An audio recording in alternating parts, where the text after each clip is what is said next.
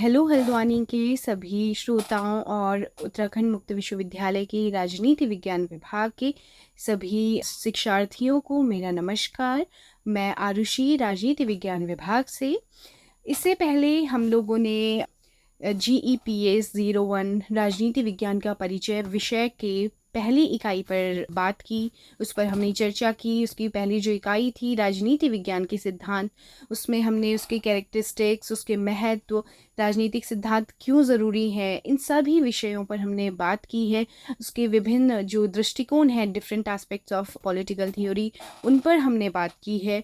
उसके अलावा हमने ये भी जाना कि हमें कैसे जब किसी भी थ्योरी को समझने के लिए, हमें किसी भी विषय को समझने के लिए थ्योरी का समझना कितना ज़रूरी होता है। थ्योरी के महत्व पर हमने गहराई से बात की थी। वर्तमान में अगर हमें किसी भी प्रैक्टिकल जो हमारे पॉलिटिकल जो चैलेंजेस हैं, पॉलिटिकल इश्यूज़ हैं, उनको अगर हमें समझना है तो उसके लिए पॉलिटिकल थ्योरी पढ़ना और उसकी अच्छी समझ रखना कितना ज़रूरी होता है, ये सब हम लोग इससे पहले के अपने लेक्चर में पढ़ चुके हैं। उस पर हम चर्चा कर चुके हैं। आज मैं आप लोगों के समक्ष लाई हूँ लिबर्टी। आज हम लोग स्वतंत्रता पर बात करेंगे। स्वतंत्रता जो कि अपने आप में हम लोग आपस में बात करते हैं, हम लोग हर जगह पर स्वतंत्रता की बात करते रहते हैं। तो आज हम उसी स्वतंत्रता जिसकी हम लोग लगातार बातें करते हैं, चर्चा करते हैं, पढ़ते हैं उसके बारे में, तो उसको आज हम अच्छे से समझेंगे। उसकी हम लोग प्रैक्टिकल जो हमारा एस्पेक्ट है उस चीज़ को लेकर, और हमारी इसमें डिफरेंट थ्योरी क्या क्या है, अलग अलग जो प्रोपोनेंट रहे हैं हमारे लिबर्टी के, वो लोग क्या क्या विचार उसमें रखते हैं, किसने अपनी बुक में किस तरीके से लिबर्टी को जगह दी है, इन सब पर हम लोग आज बात करेंगे। तो अगर हम सबसे पहले जो बेसिक जो फंडामेंटल क्वेश्चन है, अगर हम लिबर्टी की बात करते हैं तो वो हम सबके मन में आता है जब हम पहली बार स्वतंत्रता को, जैसे कि हम लोगों ने 11th-12th में हम स्वतंत्रता पढ़ते हैं, उससे पहले भी हम लोग स्वतंत्रता जो शब्द है उससे हम रूबरू होते ही रहे हैं। जब से हम बड़े हो रहे हैं हम लोग स्वतंत्रता, समानता, अधिकार, इनको लगातार पढ़ रहे होते हैं। क्या है लिबर्टी, इक्वालिटी, राइट्स। लेकिन अब हम लोग इसी लिबर्टी को अब हम लोग और कॉन्सेप्चुअल क्लैरिटी के साथ हम इसको समझेंगे कि ये क्या है, कैसे हम लिबर्टी को और अच्छे से समझेंगे। तो जो बेसिक सवाल है हमारे सामने वो क्या है? कोई भी चीज़ अगर हमें अच्छे से क्लियर करनी है तो सबसे पहले हमें अपने ऊपर क्वेश्चन मार्क लगाना ज़रूरी होता है। अगर हम लिबर्टी की बात कर रहे हैं तो सबसे पहले हमारे सामने क्या क्वेश्चन आएगा कि व्हाट इज़ लिबर्टी, लिबर्टी है क्या। तो जो ये हमारे सामने क्वेश्चन है, पहले हम इसको खोजने की कोशिश करेंगे। इसको डिफ़ाइन किस तरीके से किया जाएगा, हम इस पर बात करेंगे। इसके अलावा जो हम लोग पढ़ रहे हैं, हम लोग negative liberty, positive liberty, different aspect of liberty की बात कर रहे हैं। तो ये हमारे सामने क्वेश्चन होता है कि ये डिफरेंट टाइप ऑफ लिबर्टी है क्या, इसके डायमेंशंस क्या हैं, ये कैसे एक दूसरे के साथ ये रिलेट करती है। इसके अलावा कि क्या जो लिबर्टी है वो किसी भी तरह की लिमिटेशन कहें, या जैसे कि हम देखते हैं ना कि अलग अलग तरह के रिस्ट्रिक्शंस हैं, लिमिटेशन हैं। तो जब हम ये बात कर रहे हैं कि हम स्वतंत्र हैं और जब हमें इस तरह की रिस्ट्रिक्शंस होती हैं तो हमारे जो इंडिविजुअल फ्रीडम की जब हम बात करते हैं तो वो किस तरह से उसको अफेक्ट करती है, उसका उस पर किस तरीके से प्रभाव पड़ता है। इसके अलावा कि जो बैलेंस है इंडिविजुअल लिबर्टी में और जो हमारे कलेक्टिव गुड्स और पब्लिक इंटरेस्ट में, वो बैलेंस किस तरीके से होता है। तो जैसे कि सबसे पहले मैं एक सामान्य जो उदाहरण है जो हम सभी लोग समझते हैं, सब लोगों ने अपने अपने जीवन में इस चीज़ को महसूस किया होगा और सभी ने समझा होगा कि जब हम लोग बहुत मेहनत से हम लोग पढ़ रहे हैं और तब तक हमने देखा हमारे पड़ोस में किसी ने तेज़ म्यूज़िक चला दिया है। अब वो जो तेज़ म्यूज़िक चलाया है उसका भी भाई राइट है, वो भी गाने सुनने का हकदार है और आप भी शांति में पढ़ने का हकदार है। तो ऐसी स्थिति में क्या होगा, तो वो जो लिमिटेशन और रिस्ट्रिक्शंस की हम लोग जो बात कर रहे हैं वो यहीं पर लागू होती हैं। क्योंकि जो दोनों लोग हैं, जो एक व्यक्ति जो जिसे पढ़ने का अधिकार है और सोने का भी अधिकार है और दूसरा व्यक्ति जिसे गाने सुनने का भी अधिकार है, तो वो किस समय वो गाने उस तरीके से सुन सकता है जब दूसरा व्यक्ति उसके गाने सुनने से परेशान ना हो। तो ये सब चीज़ें हैं जो हम लोग महसूस कर रहे होते हैं। जनरली हम लोग रोड पे चल रहे हैं तो हम लोग देख रहे हैं कि एक व्यक्ति है वो बहुत तेज़ राइड कर रहा है। अब वो ये बोलेगा मेरा ये राइट है और ये मेरी स्वतंत्रता है, ये मेरी इंडिविजुअल फ्रीडम है कि मैं इस तरीके से राइड करूं। लेकिन अब बात आती है पब्लिक इंटरेस्ट की। एक कलेक्टिव गुड की जब बात आती, पब्लिक इंटरेस्ट की बात कैसे आ गई कि भाई आप तो गाड़ी तेज चलाने, उससे हमें कोई समस्या नहीं है, लेकिन अगर आपके गाड़ी चलाने से जो बाकी लोग हैं, रोड में जो बाकी लोग चल रहे हैं, उन लोगों के लिए भी तो दुर्घटना किसी भी तरह की घटित हो सकती है। तो जो हमारे रिस्ट्रिक्शंस और लिमिटेशन की हम लोग बात करते हैं, तो वो यहाँ पर आती है, वो इस तरीके से आती है। तो ये है हमारा, आज हम शुरू करने जा रहे हैं लिबर्टी। तो शुरू मैंने अपने कुछ बेसिक क्वेश्चन के साथ किया, उसके साथ एक हमने जो हमारे लाइफ के जो डेली रूटीन में जो हम लोग महसूस कर रहे होते हैं, उनसे मैंने शुरुआत किया, क्योंकि हम भी लगातार इस तरह की चीज़ों को महसूस करते हैं। तो अगर हम मीनिंग ऑफ लिबर्टी की बात करते हैं, अगर हम स्वतंत्रता के अर्थ की यदि हम बात करते हैं, तो the term liberty has the different meaning for different people. तो ये जो टर्म है ये अलग अलग लोगों के लिए अलग अलग तरह का है। कैसे कि अगर हम किसी स्टूडेंट की बात करते हैं तो उसके लिए लिबर्टी एक अलग तरह से वो लिबर्टी की बात कर रहा है। अगर हम एक बिजनेसमैन की बात करेंगे, उसके लिए लिबर्टी एक अलग तरीके से चल रही है, उसकी लिबर्टी अलग अलग तरह की चीज़ों में होगी। अगर हम एक गवर्नमेंट एम्प्लॉय की बात करते हैं तो वो अलग तरह की लिबर्टी की बात करेगा। तो अगर हम लिबर्टी को सामान्य शब्दों में समझने की कोशिश करें तो that is absence of all the constraints. उसको अगर हम हिंदी में समझेंगे तो वो क्या है, बंधनों का अभाव ही स्वतंत्रता है। अब किन बंधनों की बात हो रही है, चाहे वो बंधन सामाजिक हो, आर्थिक हो, राजनीतिक हो। जैसे कि मैं पहले भी बता चुकी हूँ कि लिबर्टी अपने आप में एक बेसिक और एक एलिमेंट्री कॉन्सेप्ट है, एक ऐसा कॉन्सेप्ट है जिसके बिना एक व्यक्ति जो है वो कुछ भी नहीं कर सकता है। कुछ भी नहीं कि अगर हम बात करें तो अगर हम अपने व्यक्तिगत विकास की अगर हम बात करते हैं, हम इंडिविजुअल डेवलपमेंट की बात करते हैं, तो वो लिबर्टी के बिना संभव नहीं हो सकती है। तो आज की अपने इस लेक्चर में आज हम बात करेंगे, जैसे कि मैंने बताया लिबर्टी के दो कॉन्सेप्ट हैं। हाँ, एक नेगेटिव लिबर्टी है, पॉजिटिव लिबर्टी है। तो हम लोग जो आज बात करेंगे वो नेगेटिव लिबर्टी पर आज हम बात करेंगे। इसके जो प्रोपोनेंट्स हैं उनके थॉट्स पर हम लोग बात करेंगे, उनके थॉट्स के थ्रू हम लोग लिबर्टी को अच्छे से समझेंगे। पहले हम हॉब्स के विचारों को पढ़ेंगे, उनको समझेंगे, उन्होंने लेवायथन में जिस तरीके से लिबर्टी को मेंशन किया है उसको समझेंगे। उसके अलावा फिर हम लोग बात करेंगे J.S. मिल की लिबर्टी को लेकर उनके थॉट पर हम बात करेंगे। तो जब हम सबसे पहले अगर हम लिबर्टी की बात करें, बेसिक जो डेफिनेशन है व्हाट इज़ लिबर्टी, ये हमारे सामने क्वेश्चन लगातार आता रहता है कि लिबर्टी क्या है। तो liberty is the freedom to make choices and do things without being stopped by someone else, as long as what you are doing doesn't harm other people. It means you can live your life the way you want, express your thoughts and ideas, and make decisions about your future. Liberty is about having rights and opportunities to pursue your goals as long as you respect the rights and freedom of others.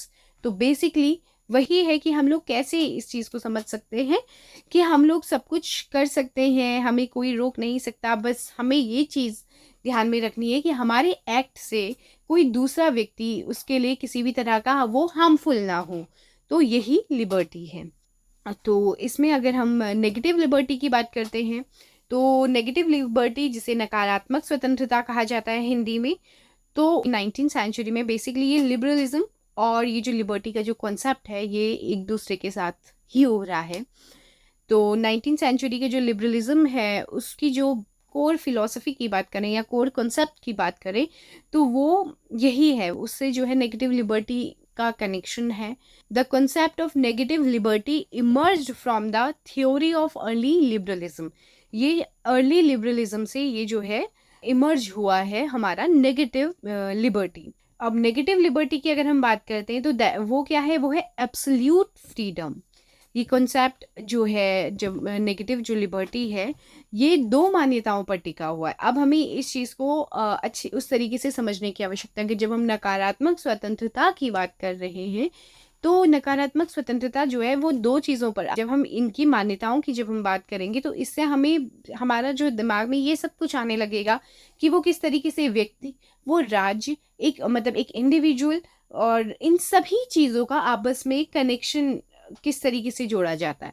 तो जब जो एक पहली मान्यता है इसकी negative liberty की, वो ये है कि हर व्यक्ति बेहतर तरीके से अपना हित जानता है। जैसे कि इसका मतलब क्या है कि जो नेगेटिव लिबर्टी के जो प्रोपोनेंट हैं उनका ये मानना है कि प्रत्येक व्यक्ति अपने आप में एक विवेकशील प्राणी है।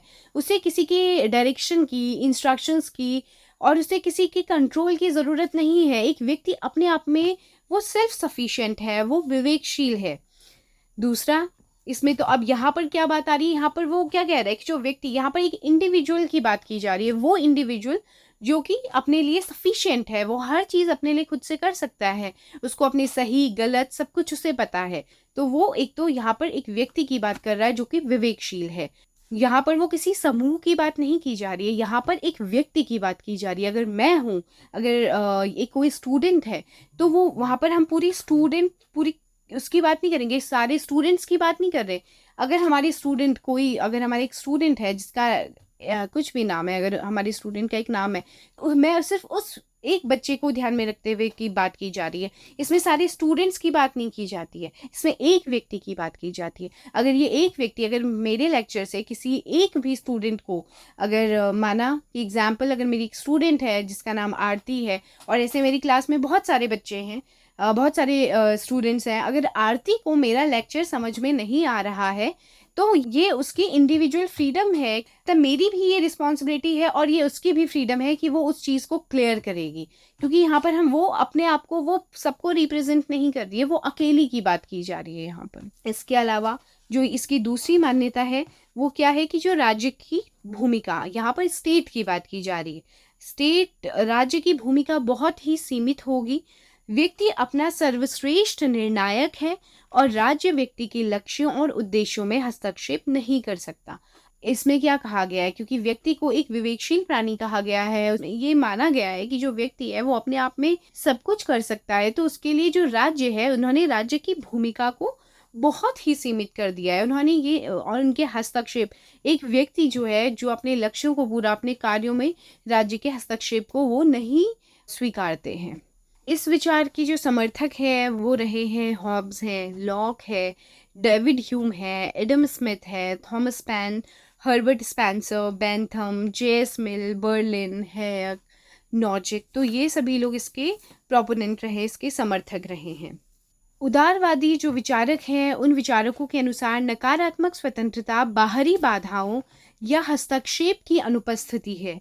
यह गैर हस्तक्षेप, सीमित सरकार और व्यक्तिगत अधिकारों की सुरक्षा से जुड़ी हुई है। तो जो नकारात्मक स्वतंत्रता का जो कोर कॉन्सेप्ट है, उसमें हमें ये 2-3 चीज़ों को ध्यान में रखना है। एक तो ये व्यक्ति, मतलब इंडिविजुअल फ्रीडम, गैर हस्तक्षेप, सीमित सरकार और व्यक्तिगत अधिकारों की ये बात करते हैं। ये 3-4 जो हैं ये इसके कोर कॉन्सेप्ट हैं।